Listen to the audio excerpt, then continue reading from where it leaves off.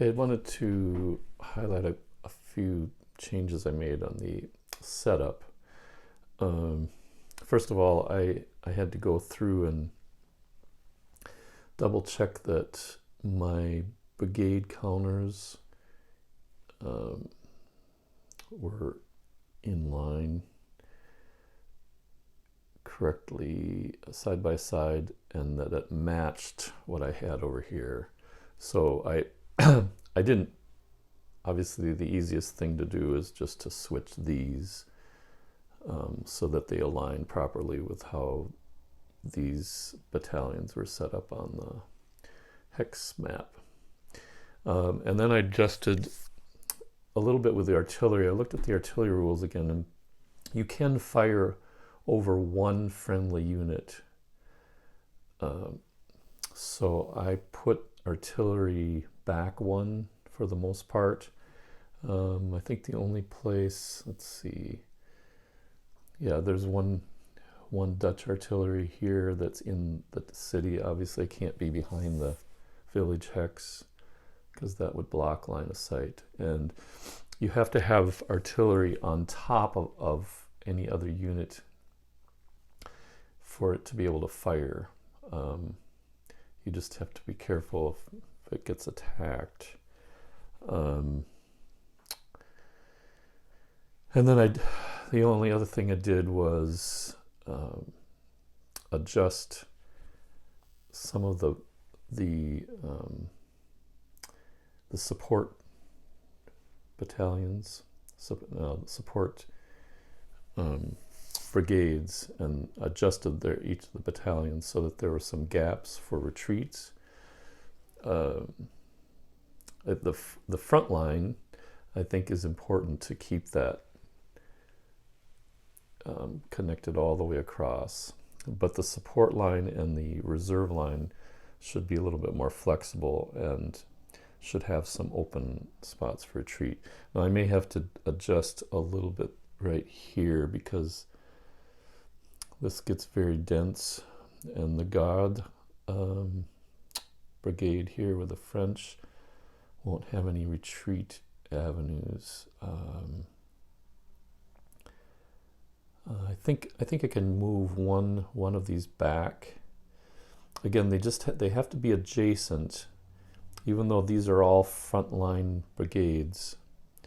The battalions just have to be adjacent as long as they don't go back even or behind these next battalions that are in support. So I think that should do it, and then we'll get started with the order of play.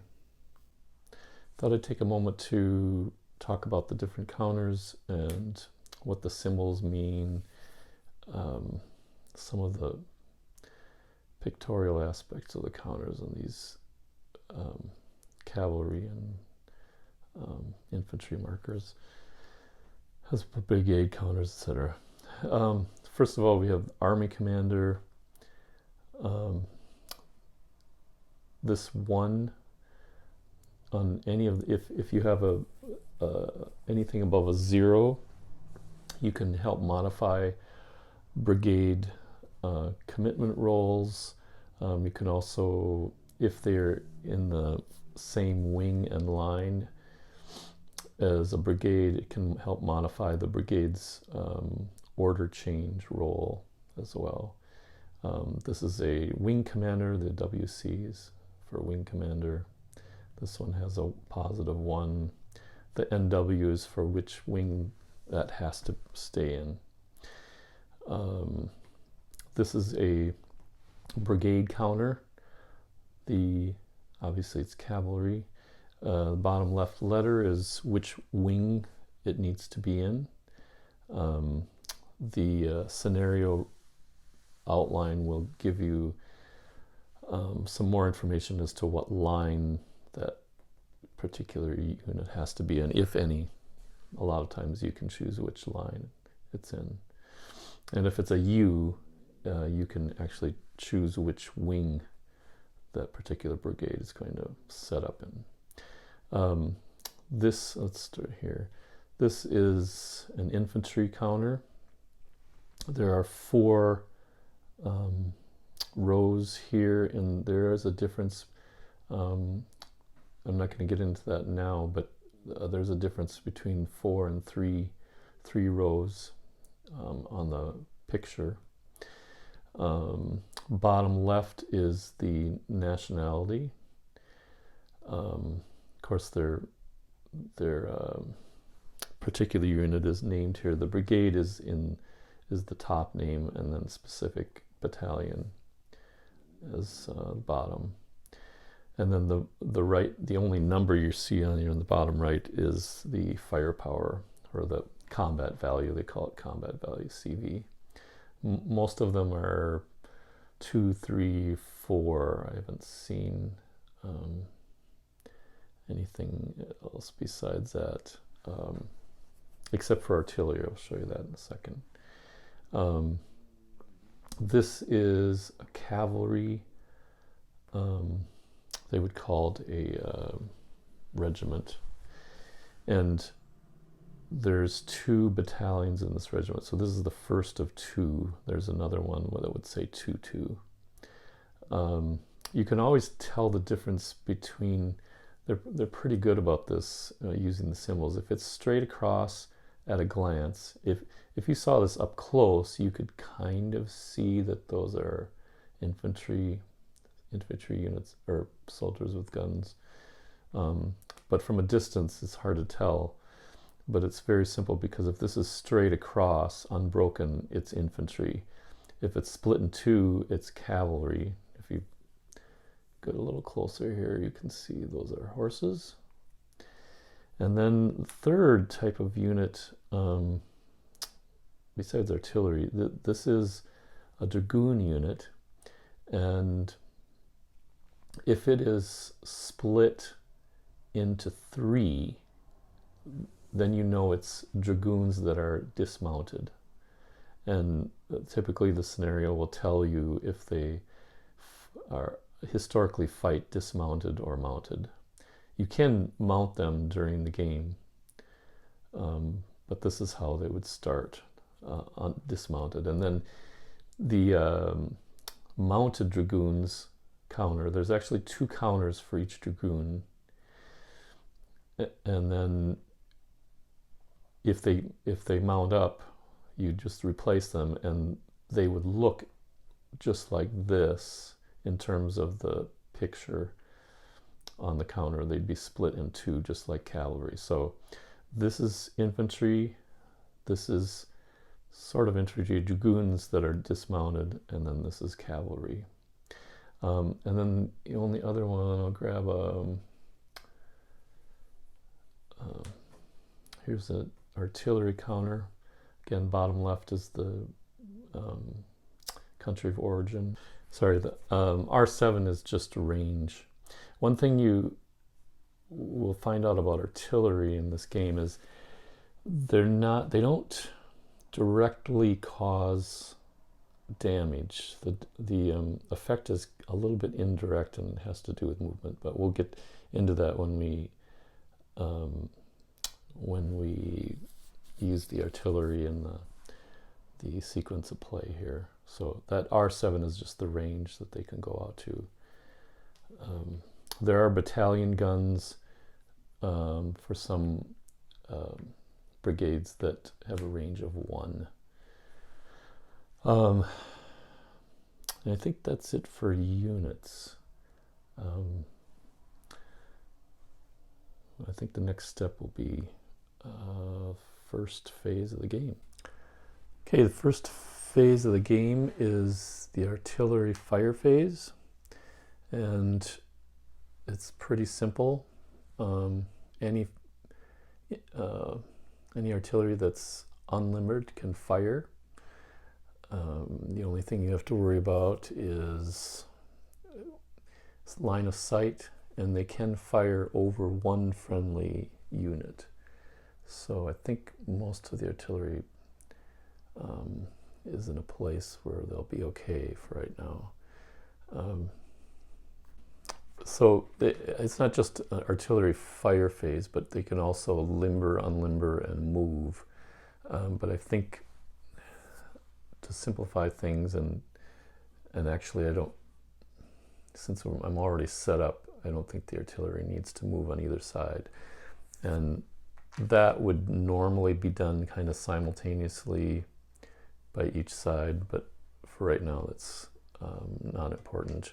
So I'll just commence with the firing, and whoever has the most artillery fires first. If it's a tie, you just roll a die to see who would go first.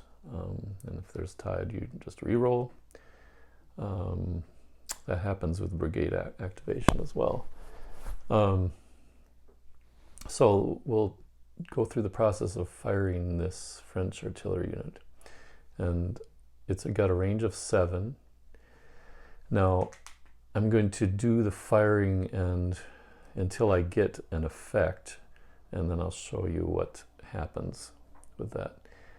There is a cone like this going straight out. You can look at the cone, and it's pretty self-explanatory when you look at it. All right, so you're always facing a vertex of a hex for any unit, including artillery. You can rotate one vertex and fire. I'm not going to do that because there's subtraction to the die roll, and high numbers are better. So you just simply find the range. Well, first I got to find a target. I think because it might affect. Actually, I'm gonna fire here. No, I guess I'm gonna fire here, and we'll see what happens. It's a range of 1, 2, 3, 4, and you see the range is here. There are no modifiers, and I simply roll a 10-sided dice. 0 is obviously low, 0 is 0, and I got a 0, so no effect. And then you just flip it to the fired side. Then the allies get to fire, and I believe we move over to this side. We'll fire this one. This is a range of 7. And we will fire, I'm going to fire here and hope for a really good roll. It's a range of 3. And I got an 8, which is exactly what I was hoping for. Okay, 8 has this solid musket ball picture, and that simply means there's 2 good things that happen. First of all, that hex is now marked with a effective artillery marker, and anything in that hex may not leave and must stop when entering. So those units are frozen for this turn. It's -2 combat value for the occupant, and they may not initiate combat. If they were in dress ranks, they couldn't rally or recover. And if it was an artillery, it may not fire. And this is where you get the counter battery fire in this game. If you fire on an artillery hex and you get an artillery hit, it's going to be -2 die roll when that artillery fires, if there's artillery in there. And then if it's artillery effective, like this one turned out to be, that artillery couldn't fire at all. So you do have counter battery fire in this game. All right, so, and that's the first step. Let me grab a artillery effective counter. Okay, so where did I fire here? I think this one. So this is artillery effective. All right, now the next thing that happens, I think that was, oh yeah. Okay, so that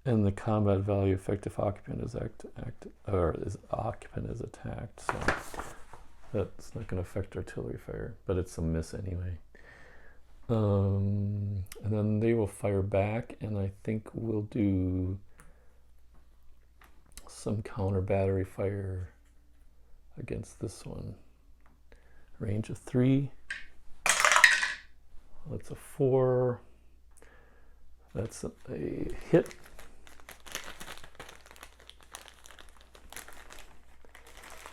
And that one will fire and with a -2 to the die roll. I'll probably have to start getting tweezers, using tweezers. Even though these are big counters, it's going to get pretty dense. So I'll grab the tweezers when we get closer. -2 to the die roll against here.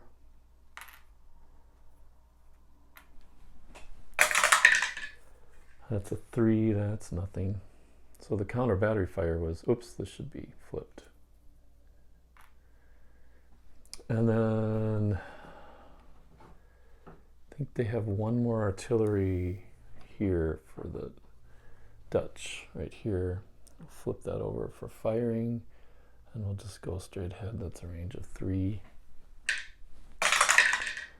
And it's 3 on range 3, it's a regular hit. And I'll double check, but I think that's all the artillery. Unless I didn't grab. I think that's it. So now you can see the effect that artillery has on the battlefield. The ones that hit artillery hexes, we already kind of showed that because they either lose the actual chance of firing or they subtract 2 to the die roll. Now these combat values of these units are going to be down, and movement in and out of that hex is going to be more difficult. This particular hex over here with the effective red marker, they will not be able to move at all or attack. So that was effective in here. So that's the artillery phase. And we'll go on to the wing phase. Okay, with the wing commander phase, I'm probably not going to, well, I'm not going to do a whole lot. I'll just show you what I did as far as the setup. First of all, I put the wing commanders in the mostly in the support lines on both sides, because they're going to help get brigades moved either to another wing or up and commit to another line, say from support to front. This is the initial setup, so as the battle commences and you start losing units, then you're going to start looking at trying to transfer either from one wing to another or up or back on the support, reserve, and front lines. One thing to note is that a cavalry brigade can go to any wing. It might take them a while to get there, because remember, if you roll and try to transfer a brigade to another wing, it's going to take them either one or more turns to actually do the move on the map over here. So this is where the orders come to transfer and commit brigades, but the actual movement obviously happens over here. So that's what you're doing during your turn.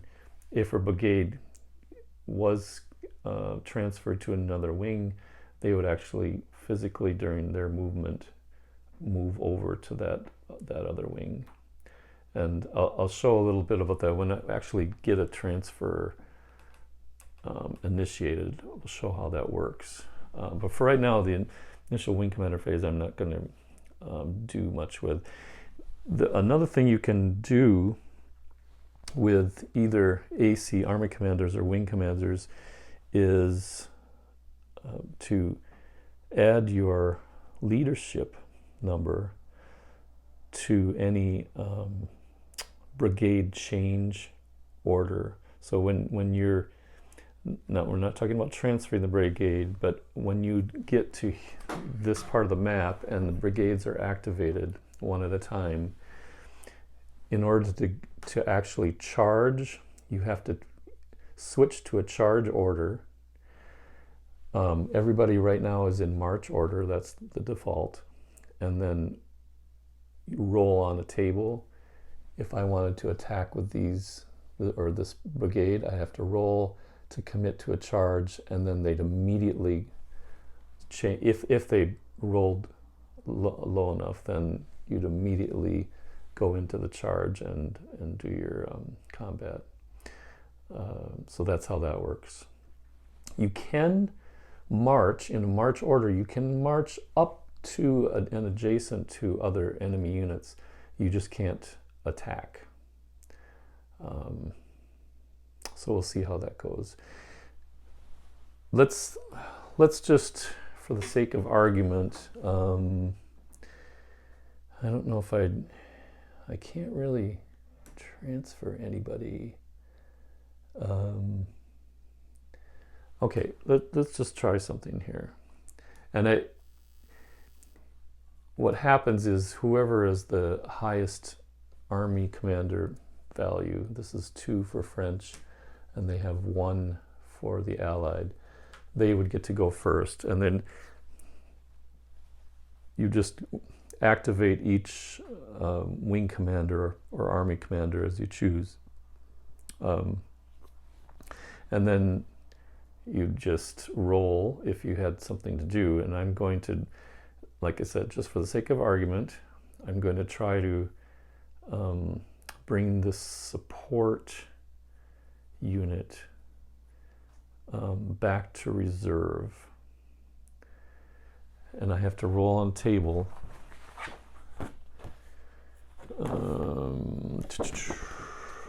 Where's the wing action? Okay. And actually it's not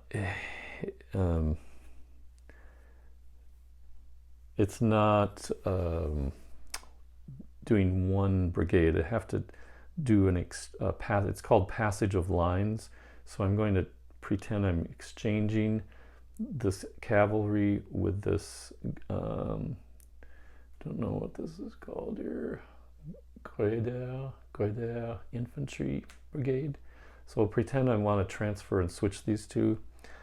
I need a die roll of 2 or less, so that's 30% chance. But he's going to subtract 1 from the roll. Okay.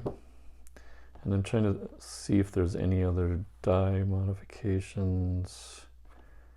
No, there's not. All right. So -1. So now I need a 0 to 3. And I got a 3. So 0 to 3 would work. And so now these two are in what we call passage of lines. So they're going to switch places. And then I have to mark that. Okay, so that changed. Since I don't really want to switch those two brigades, I will just use that as a demo of what would happen, how you'd have to roll for a switch to a different line. I also adjusted these commanders and put them all on the front line. And the reason I did that is because I think initially I'm going to want to use those to help go to a charge order. So if they have to be in the same wing and the same line, so this wing commander can affect die roll for these brigades when they want to go to a charge order. Another thing I want to point out in my previous video is like, how do you know if they're all march orders or what's going on at the very beginning? Well, if it read the setup instructions carefully, or more carefully, I would tell you right here, all brigades start under march order, and that's for both of the battles, both Neerwinden and Blenheim. So it's logical. That's what I would have guessed, but I was looking for it in the rules, but it's actually in the scenario. So when they do other battles, that might change if they end up doing this as a series. The other thing I'm going to have to check before I do a move, but what's interesting is another thing that I overlooked. They actually have a suggested brigade order for the opening, and this is how they, it's one example of how you might line up. So and actually, that I don't think I'm going to change a whole lot, simply because I put in all that effort to set this up. I'm not going to start switching brigades around, because once I switch them in here, then I'm going to have to switch them on the map, and that's what would take a while. So I noticed that it's not too dissimilar. I didn't look at specific units. I've got a little more in the wing over here than they have. My left wing is not too much different. The center is quite different for the I suppose I could fool around with that a little bit, and then I realized why the center is like that, because the victory conditions are such that whoever, and it's probably going to be the French, I think the Allied is going to try to delay and just survive, but whoever routes all the units in one wing, in the center 3 wings. So if all these units were routed over here and there were no longer any brigades that were in good order in this particular wing, the French would win, and vice versa for the Allied side. Or if both left and right wings of a particular side, all those units are routed. And I think that's where,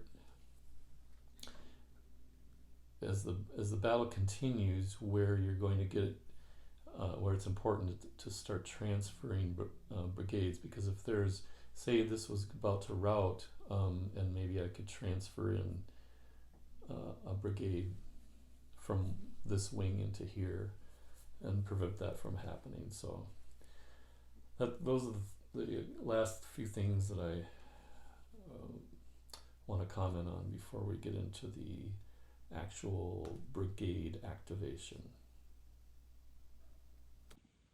I always think that I'm done with the setup, but you learn as you go. One last little thing, that's probably a big thing when we start getting into attacks, but if you see this dark brown hexide feature running along the red dotted line border for the Allies, that is a field fortification, and that happens in the center and also over by Neerlanden, and that's a +2 CV for the defending units when they're attacked. And cavalry cannot, I have to shift one more cavalry battalion units. This guy right here, I have to switch him back. but that the cavalry units cannot take advantage of that. So I need to put infantry on the line. The near Minden sector is fine. Those are all infantry. Again, I appreciate the difference in the pictorial depictions on the counters, as you can see at a glance, even with my bad eyes, which ones are infantry and which ones are cavalry. So I just switched that one brigade before we start.